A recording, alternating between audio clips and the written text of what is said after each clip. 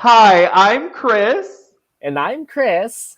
and together, We are Chris the Squared. Squared. Oh my gosh, Chris, it's been a full week. I know it feels like an eternity over here. How are you doing? I'm doing well. What's new in the life of Chris U? I've just been like vibing. I am playing a Survivor game right now, so Ooh, that's fun. it's not any different from the Survivor game that's being played right now in All Stars 8. So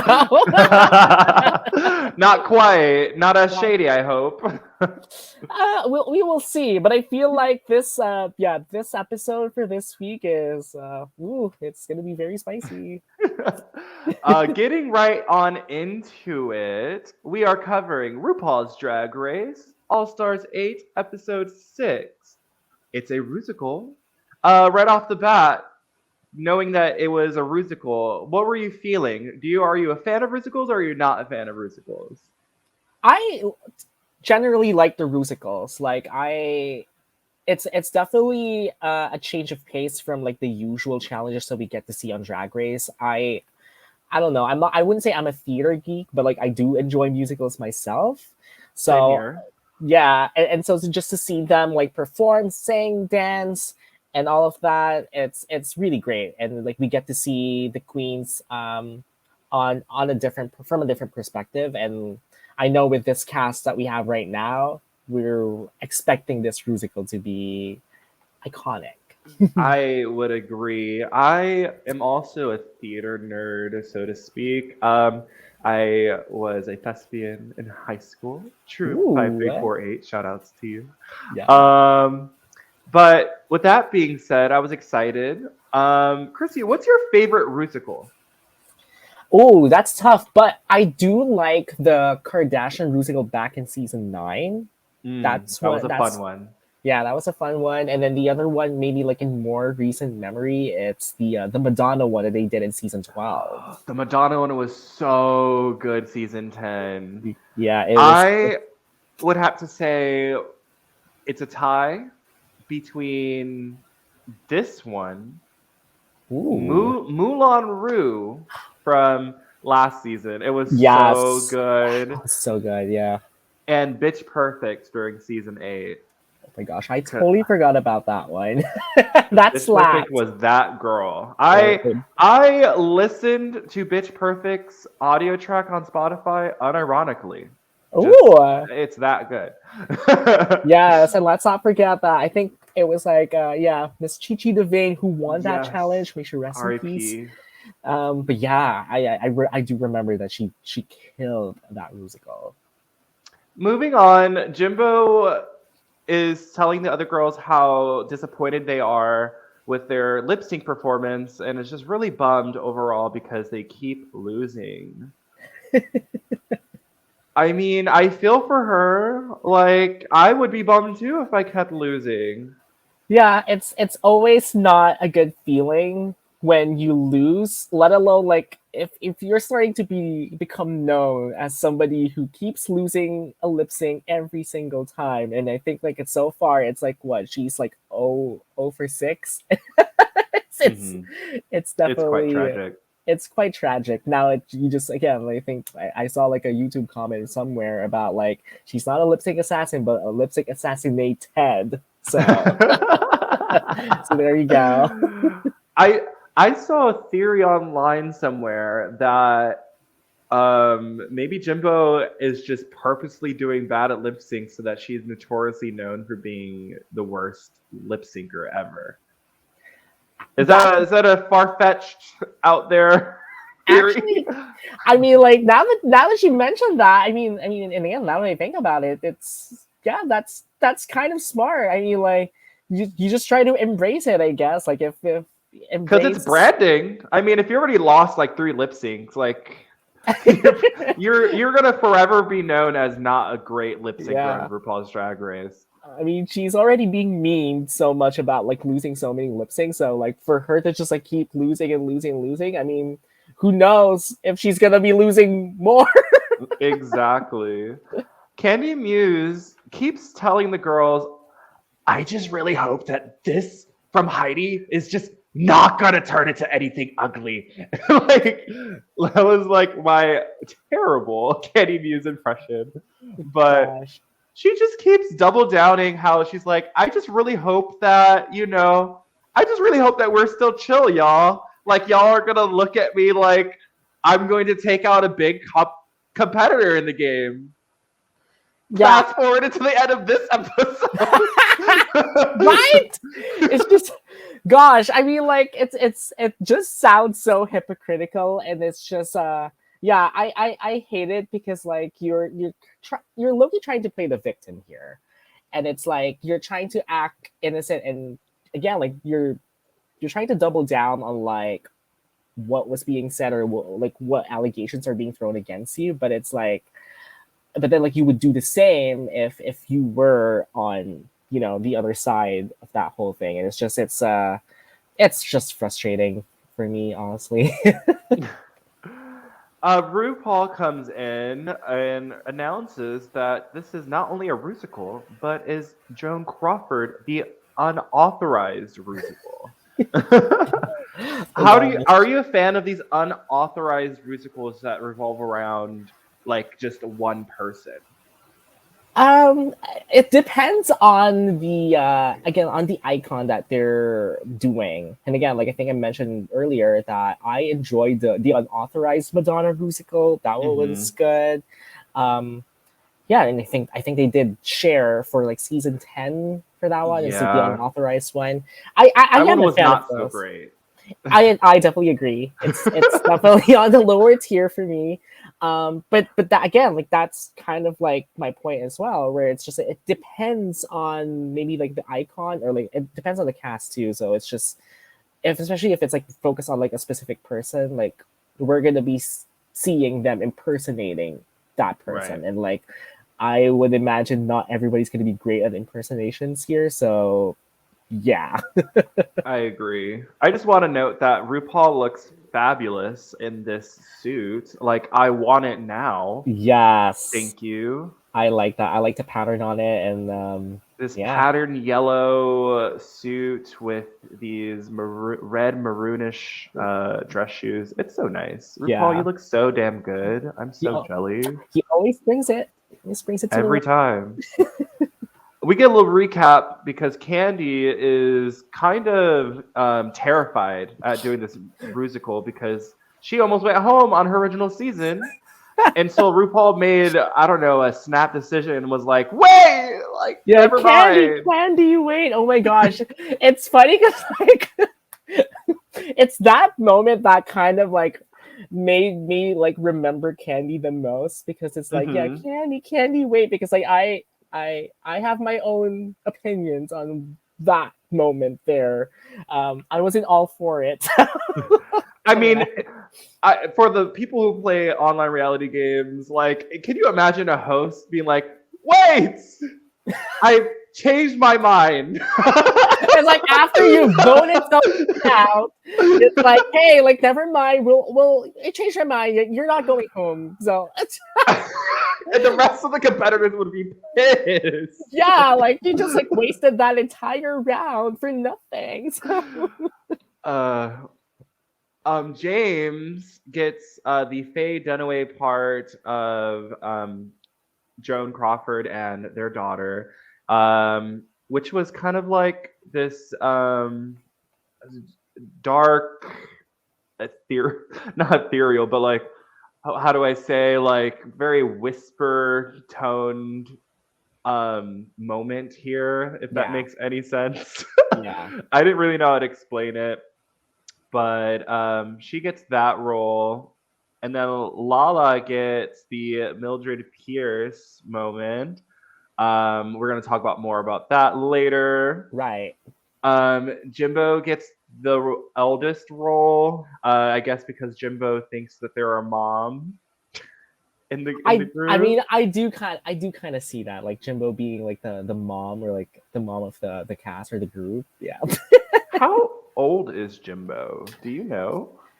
That's a good question. I don't know either. I mean, I would Let think, us know in the comments how old yeah. Jimbo is. Somebody just like do a quick Google search, like how old Jimbo is. I would imagine that she's honestly like probably like on the younger side, or like maybe like, but then like her drag persona obviously is giving mother, so I I wouldn't be agree. surprised. Yeah. Kahana gets the MGM Queen role, which Alexis had kind of described it as the young role where she was at her prime and at her prettiest, and thought that would suit Kahana well for Right. this role, which I kind of saw and kind of agreed with. We'll get more into that when we get to the actual Rusical. Yeah. But not Alexa. Alexa, please play Despacito, please. Alexis gets the mommy dearest role, where Joan Crawford iconically says, "Don't fuck with me, fellas," or Faye Dunaway rather. Yes. Playing Joan Crawford. It's interesting how we get the Faye Dunaway moments playing Joan Crawford, and they're still considered Joan Crawford moments. Right. I thought that was interesting. Yeah, I mean, like I think they're just like really trying to.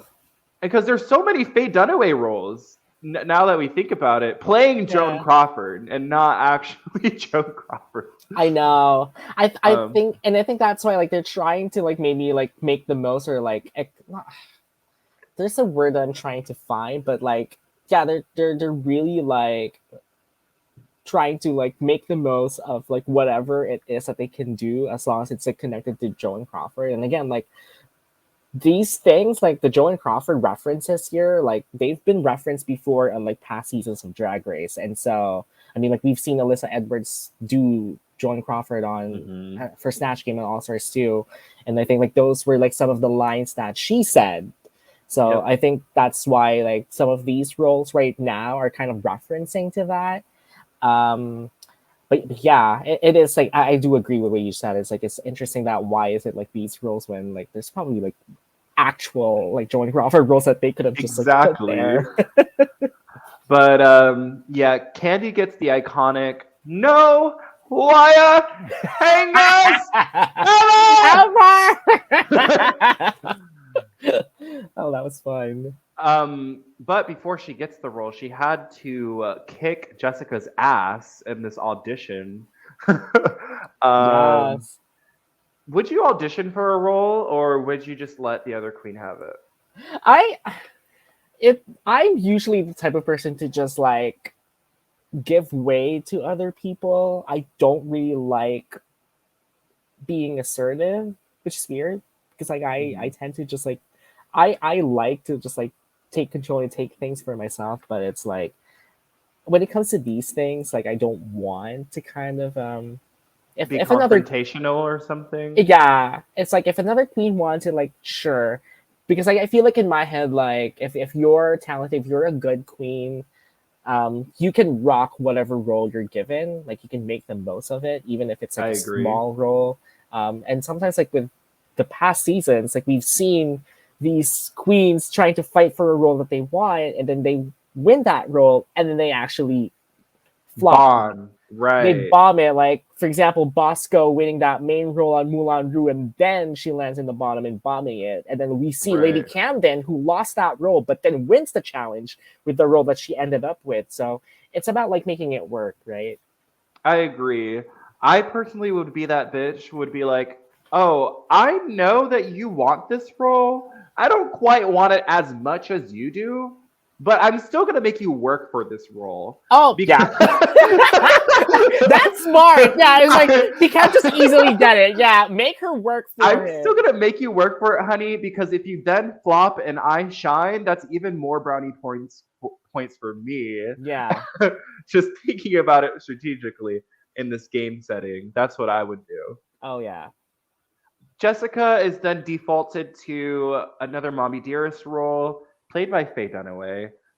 It's this axe scene where Joan Crawford gets an axe and just starts going crazy Yeah. on Shrubbery.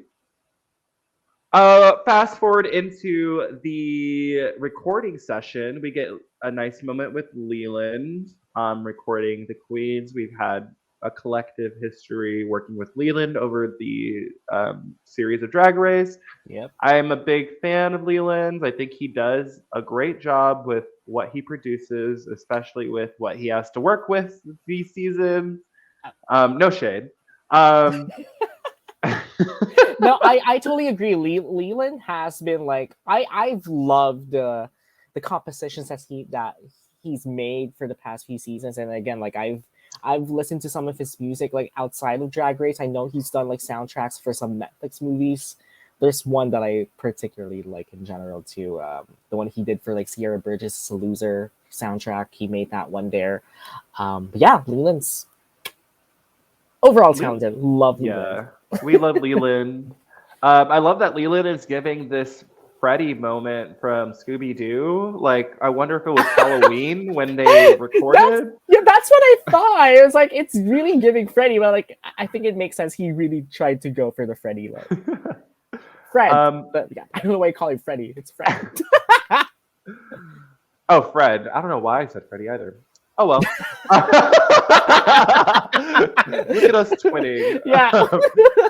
Adam Shankman comes in to put some pep in these Queen steps, and I am a big fan of Adam. He was very considerate with what the Queens could or could not do. Yeah. And I really think he put a lot of work and time into producing a musical that didn't look half-assed or not put together all the way.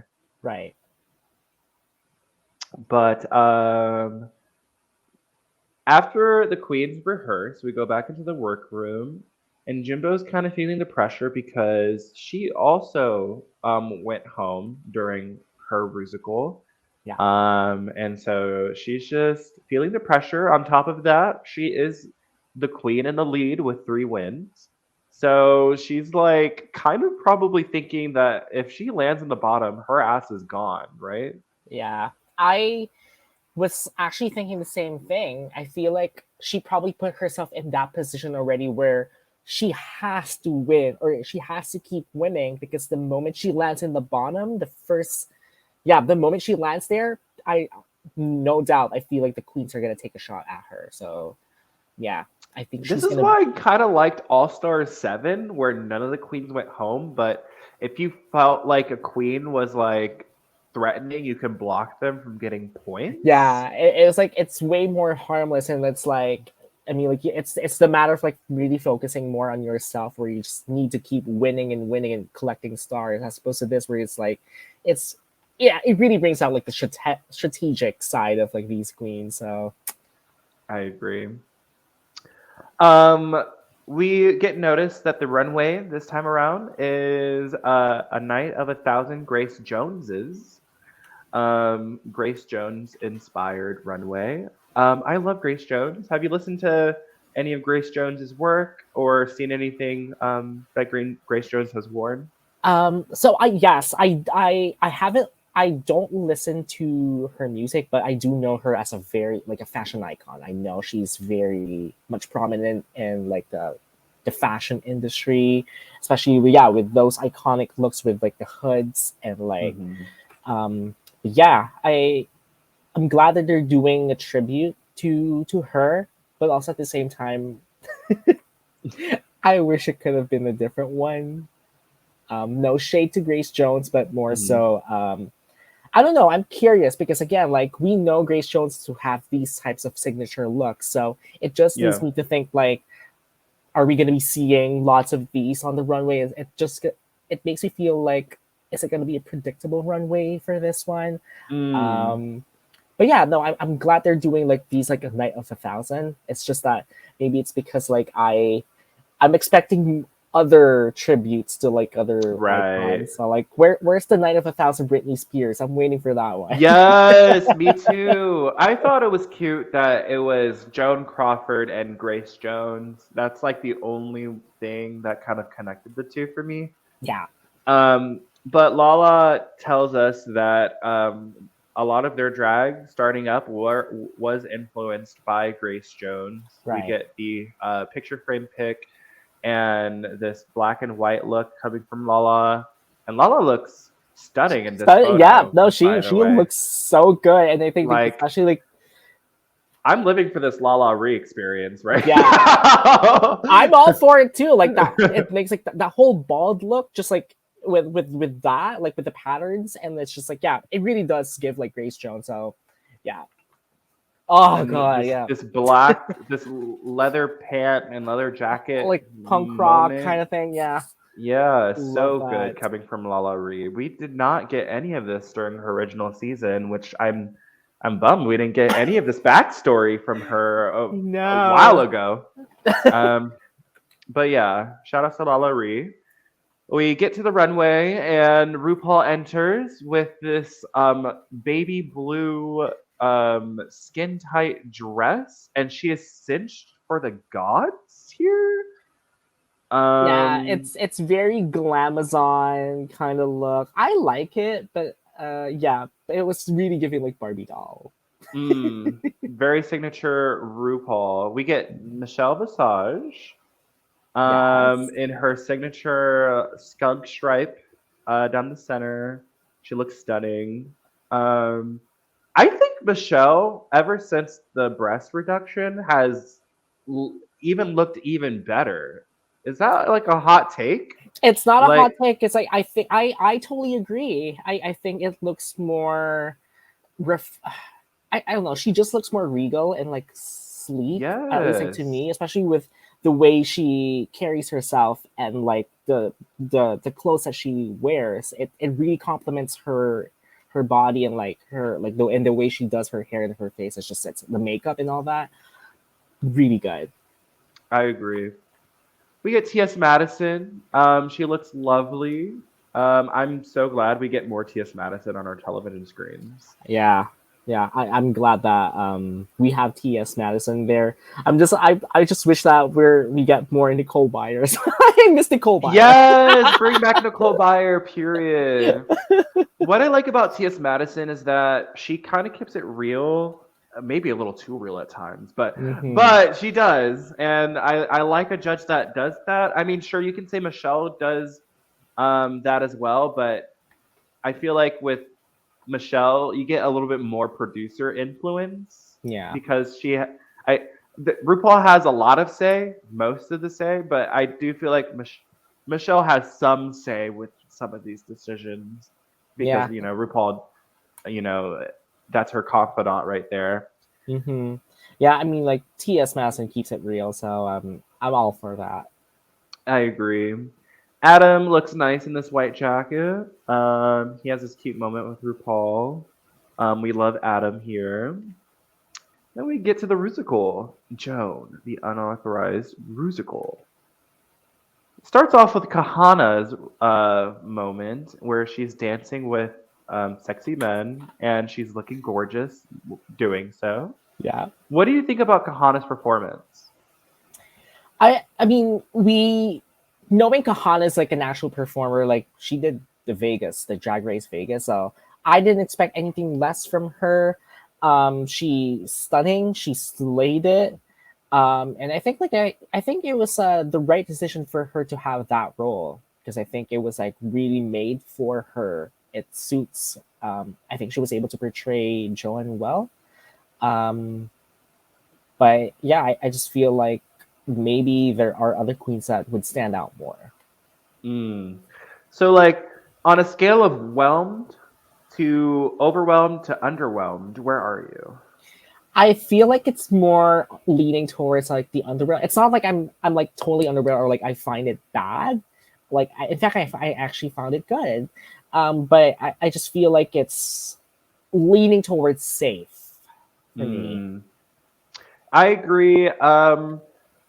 I I think she's stunning. I think she is very good at what she does, which is like staged performances coming from Vegas and Yeah. from the RuPaul's Drag Race live performances. Right. Um, But that being said, I just think it just needed a little bit more, like, I don't know, a va voom energy.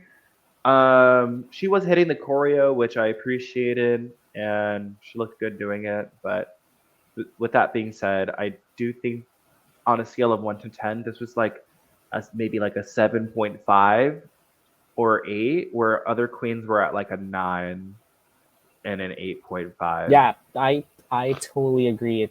I just again like I just feel like maybe some queens just did it much better. So Yeah. Moving on. Ooh, this picture I got from James. you did a James girl dirty here. For the listeners, James is wearing this little Bo Peep moment with this lady, this woman. Do you know who this woman is? And this blonde I that's don't. supposed to be her daughter? I was so confused for like 2 seconds. Yeah, like I think like midway during the Rusical, I was like, "What are these like these some like are these like the other queens?" And then it's just like, "Oh, it's entirely different people." Like I was like, I love Kylie Sonique. oh gosh. James has this moment with an actress portraying their daughter, and it was just cute. Like, I wasn't like over the top, I wasn't like bored out of my seats, but I was just, well, I was in the middle with James's Yeah. performance. And I mean, spoiler alert, I think that was just her downfall, unfortunately, is that she didn't like Yeah. shine. But I wanted that shine coming from James. Right. But I mean like on the other hand too, I like the performance because I think it was like really like quintessential James that we're getting here. I feel like the way that the roles were delegated, it was really playing into like the queen's strengths because obviously like they want to make it like a good musical overall, so they want to make sure they give the parts to queens who are comfortable with the roles that they're portraying, or at least it's like something that is kind of like made for them. Again, like we just spoke about Kahana, where she's portraying like that era, like the glamour pageant, like refined era, which is like what Kahana's branding is. And now we're getting this, which is kind of more on the campy side, which is perfect for James. Um, yeah, but I do agree. It's just that again, not enough like oomph. Like we need that kind Right. of thing where it's just like it's borderline safe slash like ugh, there's just way Right. in And we're between. getting to the point in the competition where like just safe performances are just not enough. Exactly. Moving on, we get to Candy's performance with the wire hanger moment, and it was like this disco kind of moment that was cute. I think she slayed her role, like what was given to her, and it was like her own unique Candy twist to it. Right. We'll get to it, but I just, I was amazed, but I wasn't like, wow. If I had to score this, I would have to give Miss Candy like a 9. Uh, Yeah. yeah, I would give her a 9 for this performance. It's definitely one of the stronger performances of the week for sure. And again, like maybe I mean we'll get to this in a bit as well, but yeah, I feel like compared to like her performance in her original season, again, that was like what almost sent her home because she struggled during her original season's like musical, and this is like a huge step up or like a huge improvement. And so I feel like the pressure for her is really at an all-time high, and like I guess like I'm glad that she's able to kind of like exceed the expectations and like really kill this one. And so yeah, props to Candy, but I mean I am rooting for somebody else for this week. So yes, we get to Jessica Wilde, and for me, I loved this performance. I thought Jessica slayed this role. I thought the prop work, we got 2 prop work so far: Candy's hangers and The Jessica's axe. axe. Yeah. And I think the axe is a little harder to work with than a wire hanger. So I appreciate that more. And the fact that it was rock and and Jessica kind of tapped into that rocker moment with the Right. axe, it just made a lot of sense for me rather than looking at Candy's performance, it being disco plus wire hangers. It there was a disconnect for me with that because the moment where Joan Crawford was like, "No wire hangers ever." Yeah. That's a pretty intense moment. I was expecting it to be a rocker vibe, Yeah, like honestly. that should have been the Like rock part, and then this could have been like, exactly. yeah, for sure, for That's sure. what I meant for sure. But yeah, what do you think about Jessica's performance? Yeah, I mean, I do want to commend Jessica because, like, I know like this role is like it's like heavier on the choreography too, and so I feel like a lot of like credit should be given to that as well because it's a difficult role, especially that you just mentioned it. You're working with props here too, and like this one has, I would imagine it's a heavier one or it's like a bulkier one to work with, and for you to just like dance around wearing high heels, wearing that dress, still portraying a Literally. character, and then like in a punk rock kind of vibe as well. For somebody like Jessica, who we know is obviously like you don't, she doesn't really give off punk rock vibe. So we know for a fact that she's really pushing herself to the limit here, trying to do something different. And so I feel like yeah, it's really A plus for effort here, but also at the same time, like again, it's there are just like some things that need to be polished here and there, Mhm. and so yeah, I would give this performance a 9 alongside Candy with maybe a slight edge. yeah. Maybe like a 9.5 for me. It was really good. But then we get to the 10, Miss Lala Ree. Thank God you And said 10 because I was I was gonna give it an 11. okay, we're going above and beyond the scoreboard with Miss Lala Ree. She gets this Vogue moment, like, and it's just so good. She embraces the character. She's on beat. Like her slaps were on time, which made everything just so good. Like her watching her slap these people from a distance was so iconic in that pose. Yeah, It she was just so good. yeah, she freaking killed it. She killed it with this one, the choreography, the dancing, all of the voguing, and it's just oh gosh, it was just like so effortless. It was just so smooth. Yeah, it was just really giving me like chef's kiss. It was just like, and that's why like I like to me at least like I felt that she deserved the win here because I feel like compared to like the other queens this week, like her performance was just like really way up there, and then like the other queens were just like there. Yeah, I agree. I think she embodied the character um like fully, and I feel like we were all there in the moment with her, which I don't think we get much from the other queens at like to that level, if that makes sense. Exactly. I just feel like production I just feel like production doesn't want to crown Lala at this point. Yeah. Like it's really sad, but like if we can't get Lala the win here, where is she gonna win? That is my question. I know. Like this could have been like the chance for that. And it's yeah, I mean like we're already kind of like I think we're already more than the halfway point of the competition now. And it's like, well, like I bet like the producers or at least like the viewers as well, are kind of like still waiting for like Lala Ree to just like really like shine. And like honestly to me, this could have been the week that you could have given Hmm. her a win because now like we're comparing like the track records for each one, like she still doesn't have a win yet. Like most Yeah, of the queens left on the cast have gotten wins under their belt already, so it's just I just like I'm worried for her. same. We get to Alexis, another person who doesn't have a win yet.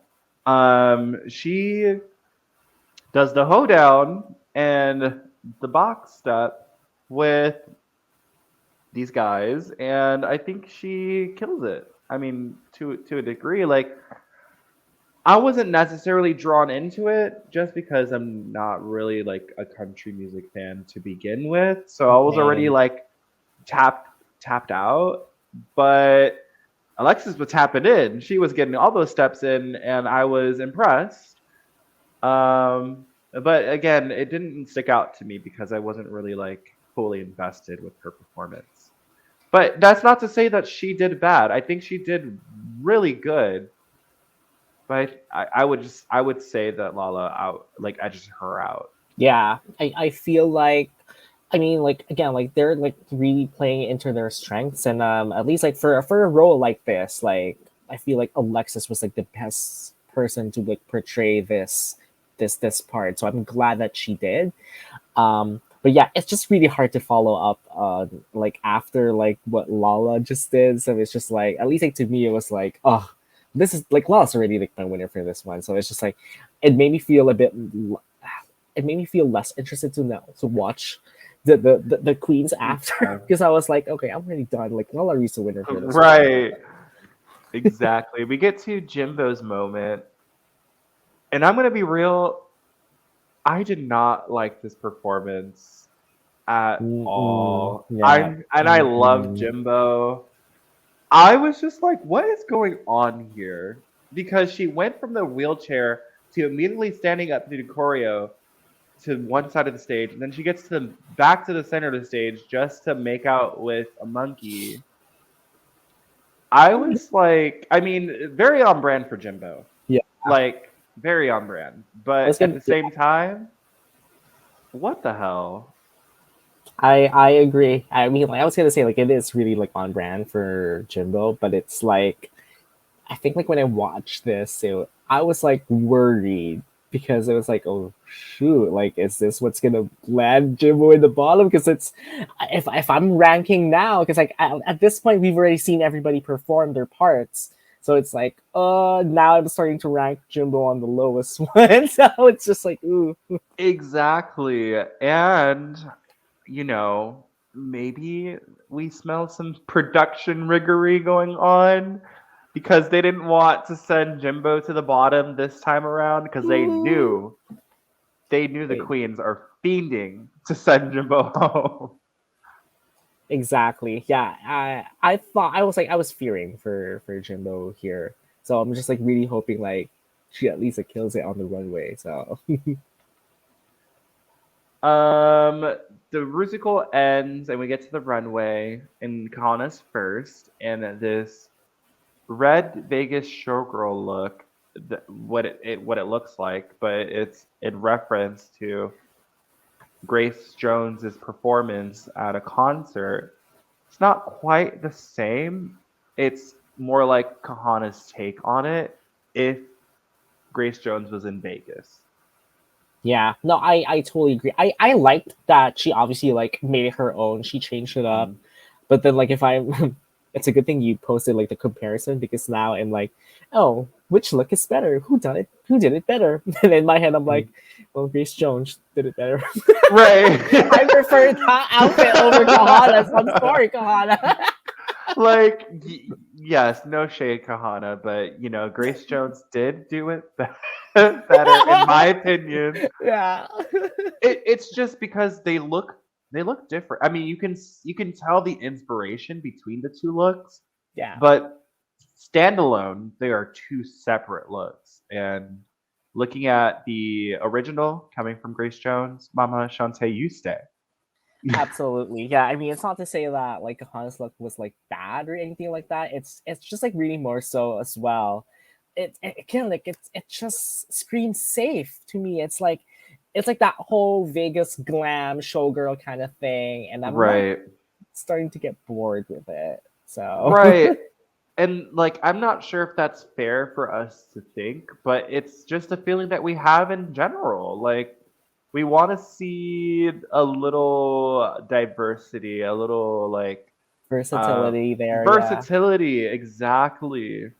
Because right now we're just getting one note, which was a similar critique that we're getting for James Mansfield. We'll get to her in a moment.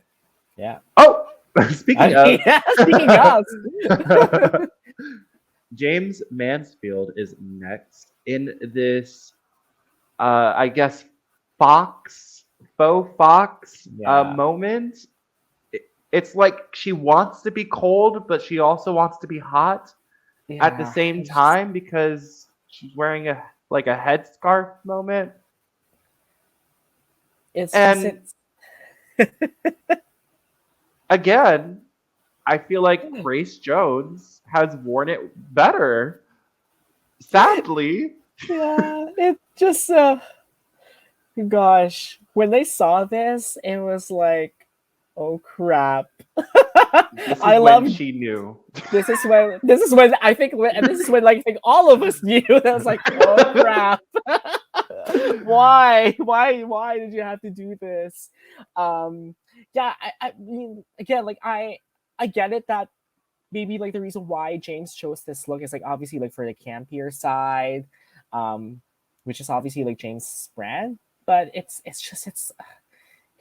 doesn't look polished. It looks very sloppy, and like again, like, it's leaning towards a costume. Like you're just like throwing a lot of like stuff on you. And it just like it Yes. doesn't really complement her body well, which to me is also like a huge surprise because like I know like James can like really make it work for her body. Like she Mhm. looks good in like all of those dresses, and so I'm surprised that she picked this. I feel like for me, like it's not really so much that she picked this particular look. It's more so like I just wish that she picked a different campier look that would have like, or like the execution would have been better. Honestly, I agree. This is not the first time we've seen James not be the most polished with her looks, especially when it comes to like the fit of her Yeah. garments. Um, this particular look that she chose, I feel like on its own, if we're just looking at the Grace Jones picture of it all, it's still a little safe for the runway, which Yeah. means that you have to execute this look perfectly to even make it work on the runway, in my opinion. Yeah. So, because there was a disconnect with the fit, with the styling of everything, it just chose a safe pick to a horrible pick, in my opinion. Oh, absolutely. And it's funny, like while you were mentioning that, I'm like thinking, you know, like those memes of like you order something online and this is like the Wish version of it. It's James just is the Wish version of yeah. That's I just feel like that's like it's giving that vibes. like you ordered the outfit 2 months ago and you forgot that you ordered it and it showed up on your doorstep. You're like, oh. And because it's been 2 months ago, you lost all this weight, so it doesn't fit you anymore. And it's the Wish. It's like you get it 2 months after, and this is what it looks like. Literally. Moving on, we get to Candy Muse in this really cute geometry. Looks like a bunch of paper cranes and origami moments. We see the reference for Grace Jones, and I I really like this look because it was an homage to a great Grace Jones look that would look incredible on a stage on its own. Yeah. But she did add a Candy Muse twist with the exclamation mark being a K for Candy Yeah. Muse. I thought that was really cute. Yeah, I again, like I totally agree. This is like like the fashion moment for me, and again, like I'm pretty biased just because like I love like those fashion moments. I love the fashion queens, and like I love these kinds of looks. And so I was so impressed. I mean, to give Candy her like her props for this one. It's just like really really great, and like I love that she chose this look. It's this is what you call taking a risk.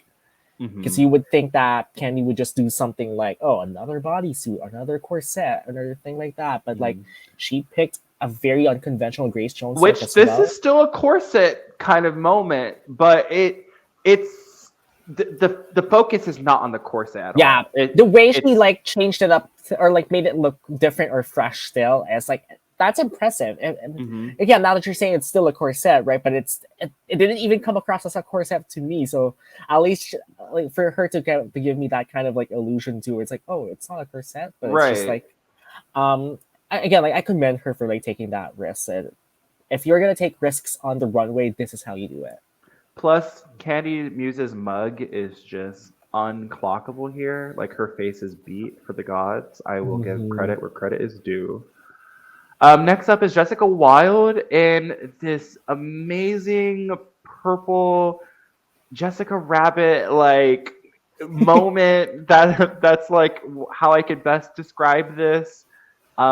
Where Grace Jones had a similar look but in pink, and it was more of a jumpsuit moment.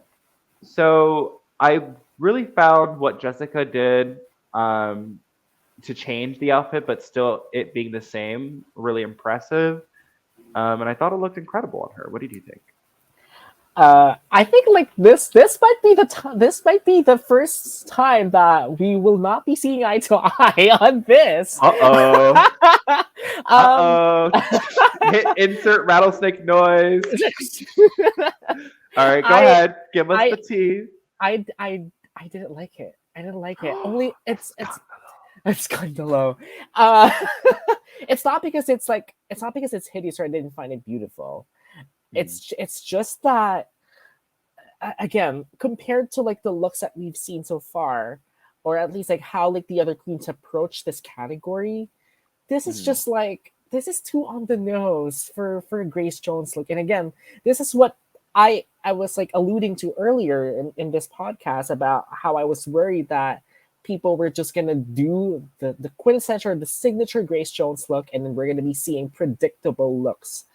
And I Mhm. feel like with this one, it was just that. It's like, oh, great, somebody. I was almost impressed throughout the runway because like nobody was giving that signature hood look that Grace Jones usually does. And then we Mhm. see Jessica Wilde doing this, and I'm like, it for me, it just felt like this is just like playing safe, honestly. And it's just again, I I like see what you're how saying. yeah, Yeah, like she does have a signature. I do find it interesting that no, not a lot of the queens, actually, none of the other queens had a hood, right? yeah, Well, except for James. James did have kind of like yeah. a scarf moment hood, which, It we saw it where that landed her. right, and it didn't, and even with James' look, like the focus was like more so on like the rest of her body because like of the fox thing. But this is just like again, it the look is like a jumpsuit kind of thing with the hood and like she didn't even like make it so much her own as well. I don't think there really was much difference like with what Jessica did compared to like the original look as well. So maybe that's also why I am not I am kind of like critiquing this. Maybe if she did more or like Hmm. did things differently. Oh, I mean like I forgot she'd actually put like sleeves on the on the dress.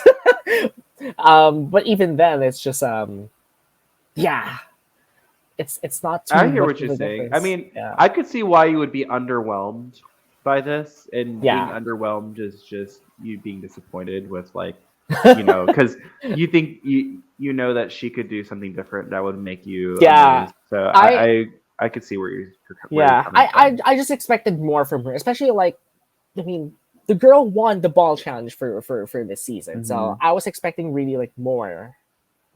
Next up is Lala Ree in this black moment with these cute, like big bow ears at the top of her head, Yeah, and she has this white cover up where it's just like a mask, and she takes off the mask into this eyeglass fashion moment, which I thought was fierce.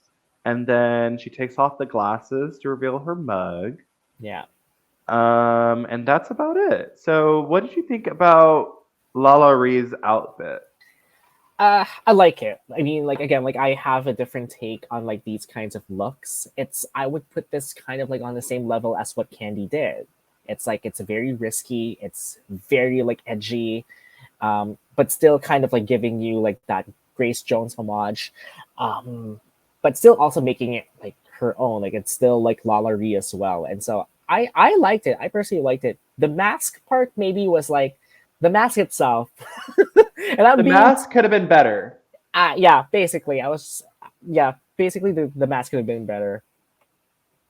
What a couple things. One, looking at the Grace Jones original, I would say the material kind of resembles that of trash bag material, right? Yes, yes. And Lava's is kind of like this sleek leather, this black sleek leather.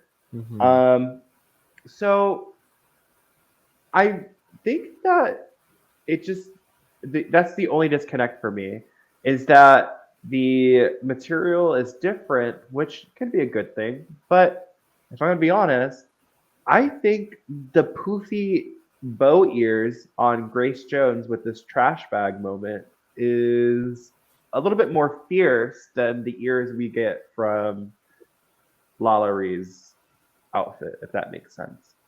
Oh yeah, absolutely. And again, like it's funny because like now I can't unsee it.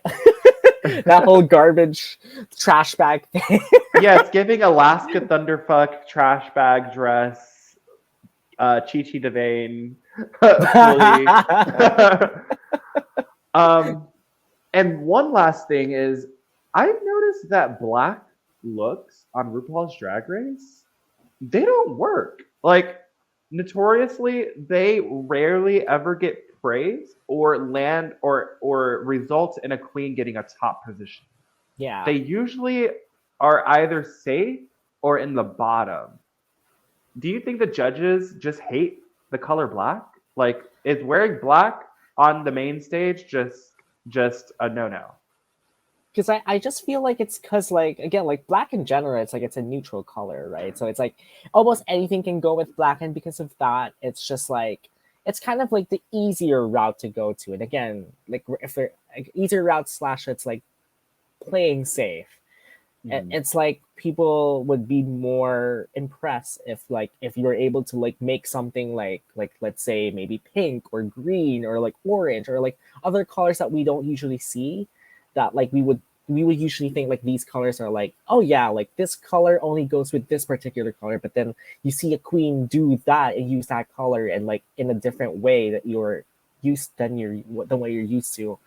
And it's just that's like more impressive compared to like yeah if you do something like white or black or gray where it's just like yeah almost anything can go with those things, and like it's not really that impressive. So I maybe that's just me, and like maybe that's also kind of why production thinks that it might be the case. And again, like if you're doing a black look, like you really need to kind of like do a lot with it, or like it has to Yeah, be really like impressive. I agree. You have to do so much to make black stand out versus any other look that has any color or any mechanics to it. Like it's just really hard, I feel like, on the main stage of RuPaul's Drag Race. Exactly. Um, moving on, we get to Alexis Michelle, and she has this really cool Grace Jones inspired look where she has a fascinator on top of her head, and she looks like she's about to be the next character in Mortal Kombat 15. Yes, I know. The fact that it's like the new Mortal Kombat's coming out this year too. It's like, oh, this is probably like the DLC for that one. I mean, she looks fierce. I think she looks stunning here. I think this is a recreated look done well, but an Alexis Michelle twist to it. I Yeah. really think Alexis Michelle did really well this time around. She could have been a contender for the win, I feel like. Oh yeah, absolutely. I agree. Especially with this look, I feel like her runway performance this week was better than the musical. Hmm. Like I feel like the runway was what would have saved her, at least what would have put her like Hmm. on a higher level. Because I do like this. It's and I feel like it's also like a risk as well for Alexis, at least like for me. It's just like it's different than what we've seen so far from Alexis. I love this whole like samurai kind of like look. Yes. It's And just we like get this bald moment from Alexis, which is interesting to see. Because we plus usually like see a lot of hair on her. exactly. Plus the makeup Mhm. too. It's like it's the first time I've seen her like wear this type of makeup as well. So it's just like very different. So I'm glad that she changed it up. This is what I think Jessica and Kahana should have done this week. I agree. Jimbo wears this black corset number from Grace Jones, where Grace Jones is also wearing this brim hat. Um, and I think Jimbo executed this well, like recreated it for her own. And I really love that the hat that she's wearing is kind of textured to be like hair. So Yeah. not only is she wearing a hat, but she's also wearing hair. So she's technically doing drag still. Yeah. I feel No, like absolutely. Absolutely. We've seen I don't know if you remember this, like season 10, Ms. Crack, like there was like like a hats category, and then like Ms. Cracker did this like My Fair Lady look with like her hat was also part of like her hair. Mhm. That So was it cool. I remember that. yeah, so it was like making me remember that moment like with this one. And again, like I totally agree. She like this Jimbo made it her own. This is like the Jimbo-fied version of this look. I like it. It's a risk as well for her. We don't usually see this type of like aesthetic from her. Exactly. Um, We usually see like out of this world moments from Jimbo with big boobs and big ass, and this is like really reserved for Jimbo, yeah, which I can appreciate. yeah. I expected her actually, especially with this look. This would be like you would think this would be the type of like outfit for like yeah, and then you would put like the big boobs on there.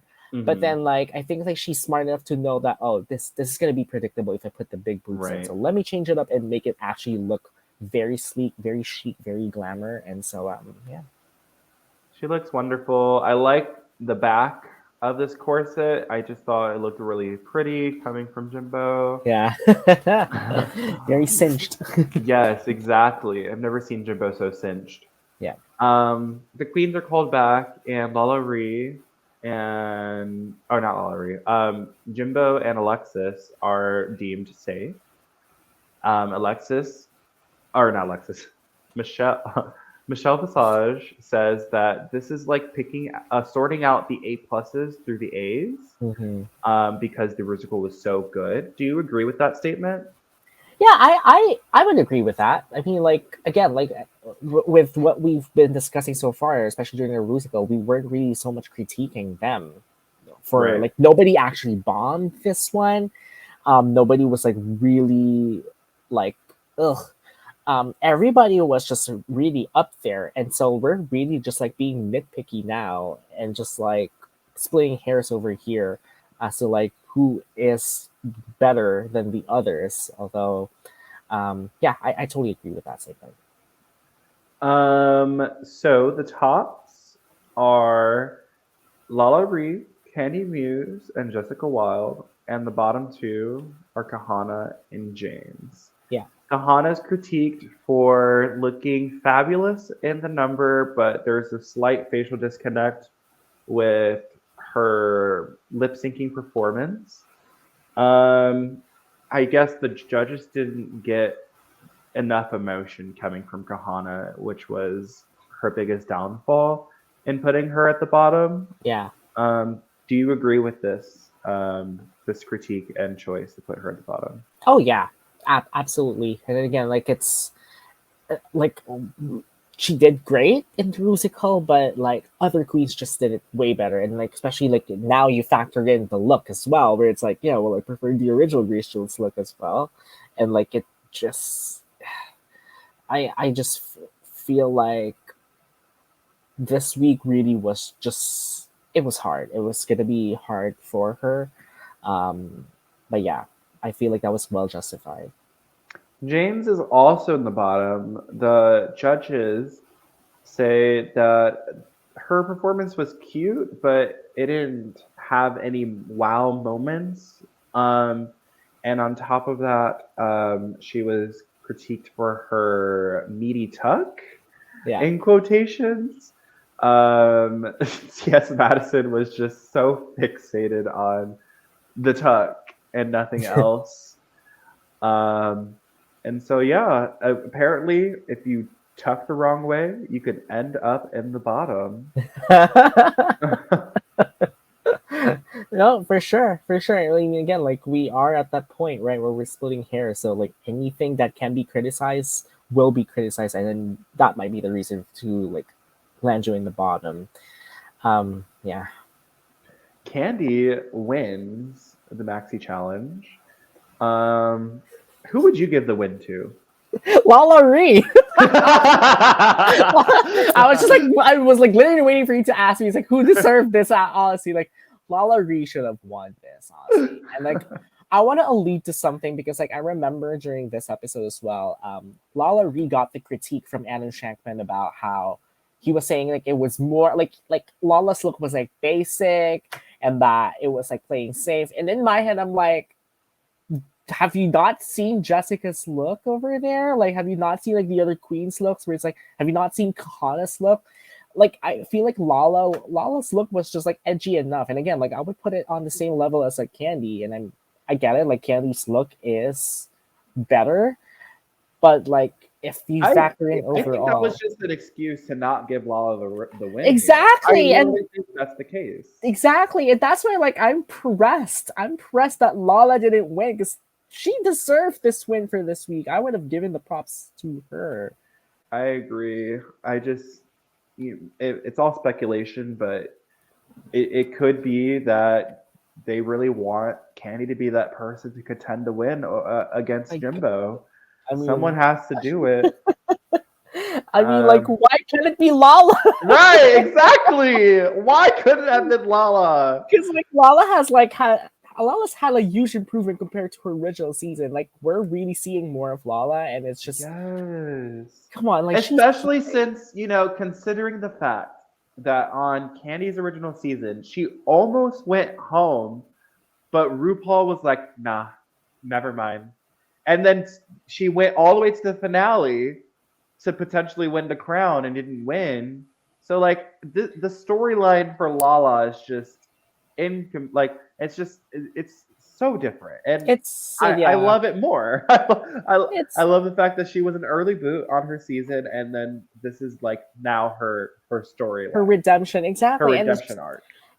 Yeah, I really wish that was just like the case. And again, like, come on, like Lala's musical performance was way better than Candy's, and so I wish like they gave more weight to that one.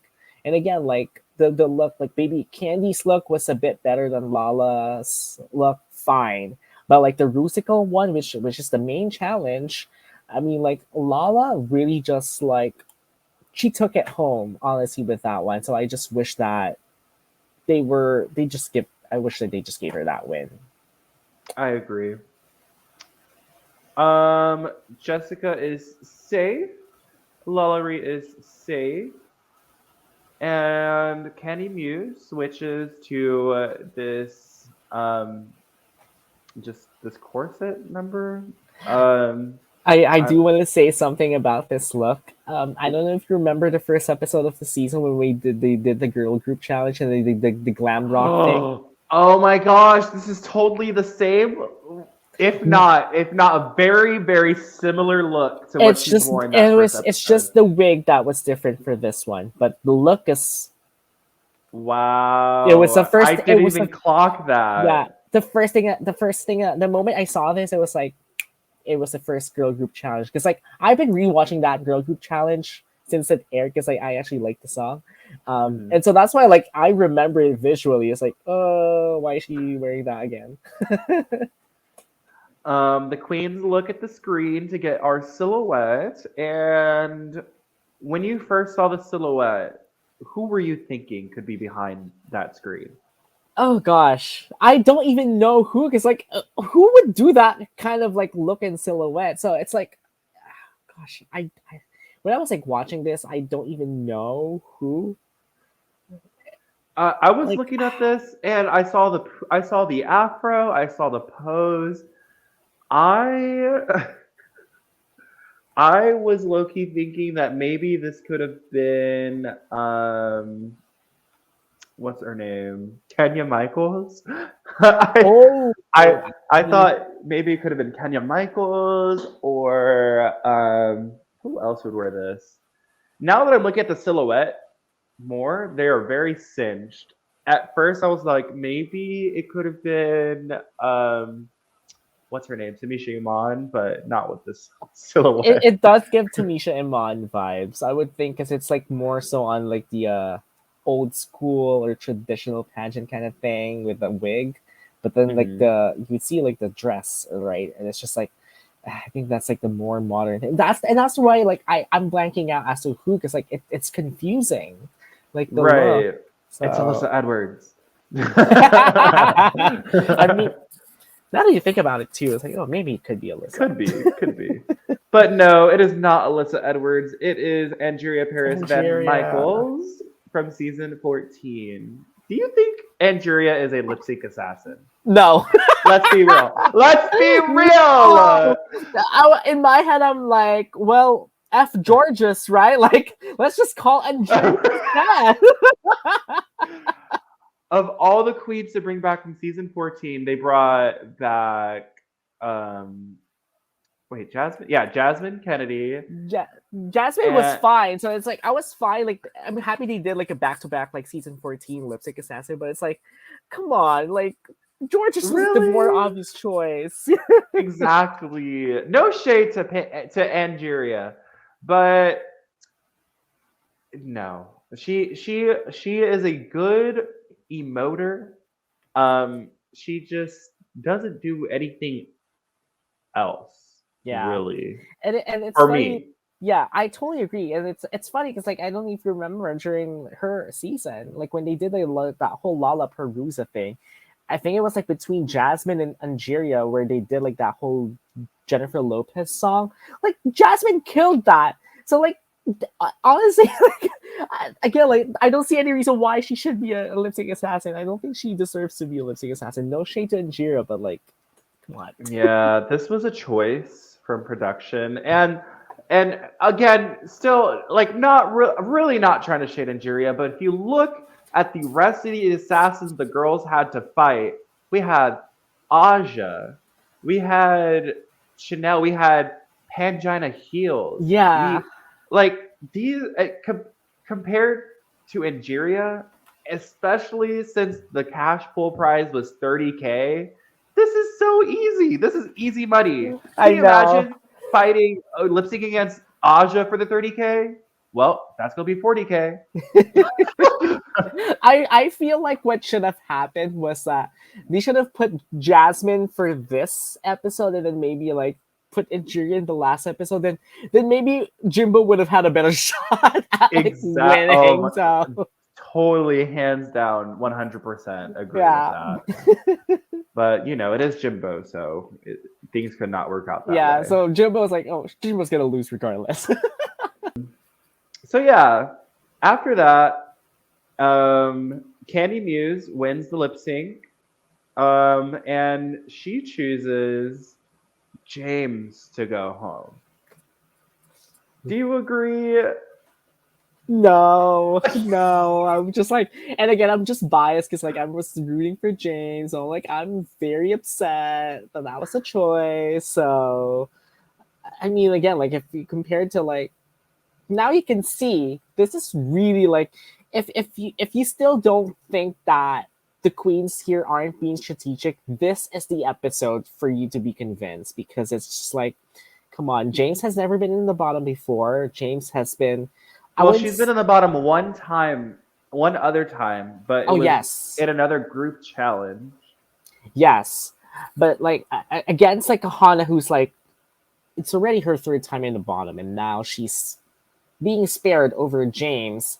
So it kind of like shows you, right? Like it kind of shows you how like the queens are like really being like strategic over here, and it's just Do you think the it's queens are like, Kahana, this is an easy win against? let's get rid of James because she might edge us out somewhere later in the competition. Yeah, it just feels like it's making me feel like this is gonna be like the whole Roxy Andrews All Stars 2 moment that again, where it's just Roxy's just being dragged to the end because people know that she's gonna be struggling and she's not gonna be too much of a threat, and now Right. it's like it's just I don't know. I don't like it. I really don't like it. Yeah, and then at first I thought this was totally shady coming from Candy Muse, but upon realizing that the rest of the queens had also voted out James, I just knew that this was all orchestrated. Everyone just wanted James out the door. There was no way James had a candle to hold in the hopes of staying when next to Kahana. I'm so Yeah, sorry. it's a gosh. That was like the moment we knew that we were watching Survivor and not Drag Race. Exactly.